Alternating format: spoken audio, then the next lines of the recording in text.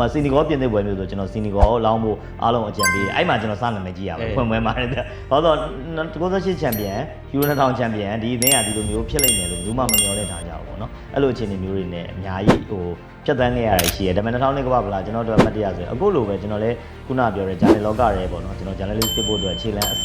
ဖြစ်လာနိုင်ကြီးရှိတယ်ကျွန်တော်လေ့လာလာတယ်ဒါတွေကိုဒီပွဲတွေကိုဘယ်လိုချင်းကပ်မလဲဆိုတာကျွန်တော်လိုက်ဖတ်တက်လာတယ်ပြီးတော့ဒီကနေစပြီးတော့ကျွန်တော်တောက်လျှောက်ဘယ်လို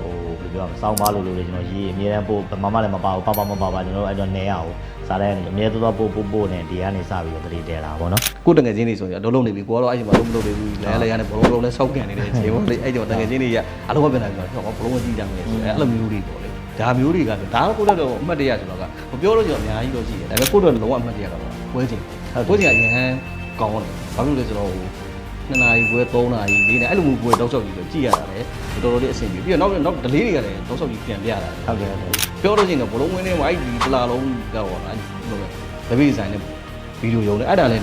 ဟိုတော်တော်များအချိန်ကုန်သွားခဲ့တာလေဒါလေးတွေကပြောတော့အမှတ်တရ